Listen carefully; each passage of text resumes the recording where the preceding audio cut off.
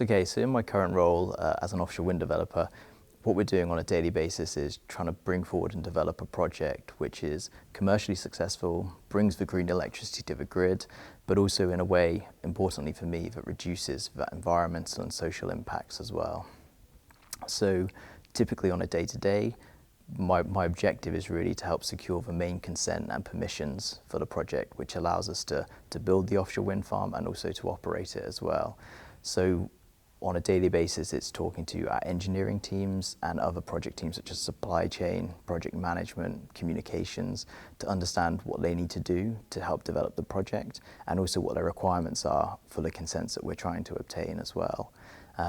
This information is then shared with specialist consultants who are in charge of doing a lot of the really detailed environmental impact assessment work, which is key for our application for consent. And then the other part is then communicating this, like understanding, interpreting it, and then communicating this with external parties, be that key stakeholders, regulators, and also the communities as well. For me in my role, what I'm really proud of is the tangible change and impact we're having.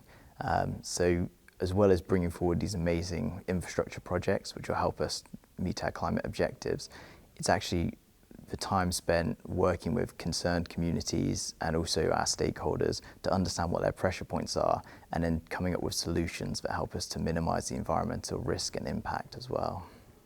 So technical and scientific information is fundamental to everything we do.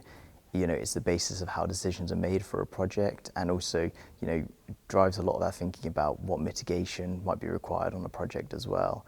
What's really key for me in my role is taking that information, interpreting it and communicating it to different parties in different ways.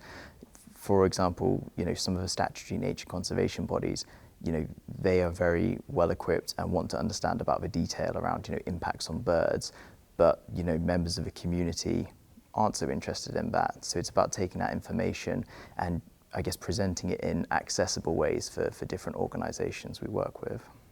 So one thing that drew me to offshore wind, and I guess what I really enjoy about it, is there's really kind of no limit of opportunities. Around the world, we're seeing governments set really ambitious targets for renewable energy and offshore wind particularly. And that means that there's so many opportunities for new people entering the industry to work on projects at different stages, be that the very early phases through to construction and operation, but also in different countries as well, be that, you know, Europe, Asia or America as well. And that's something that really excites me, and I can see myself having a really good career and lots of variety in that as well, be that working on different parts of projects and expanding your skill set. I think the other thing to maybe add as well is that there's lots of different paths within that. So if you're really into, you know, technical capabilities, then there's opportunities to build your career around that, but also there's other like routes more focused on soft skills, so management routes and stuff. So there's lots of room for growth, I would say. So for me, it maybe sounds a bit cheesy, but the sky really feels like the limit with offshore wind at the moment. It's a global business, so governments around the world are keen to, for energy security and climate change reasons, to secure offshore wind projects.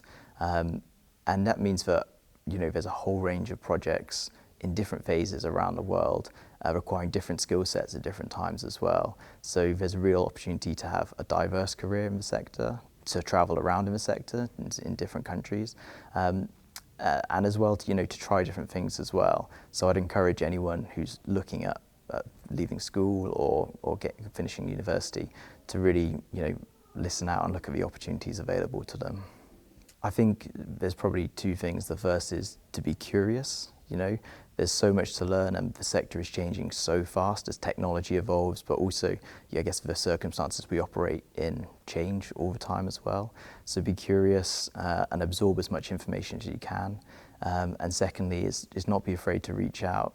There are so many opportunities and the sector is, you know, in need for bringing the best people, the best expertise, and also, I guess, the most enthusiasm as well. So reach out and yeah, there are plenty of roles available.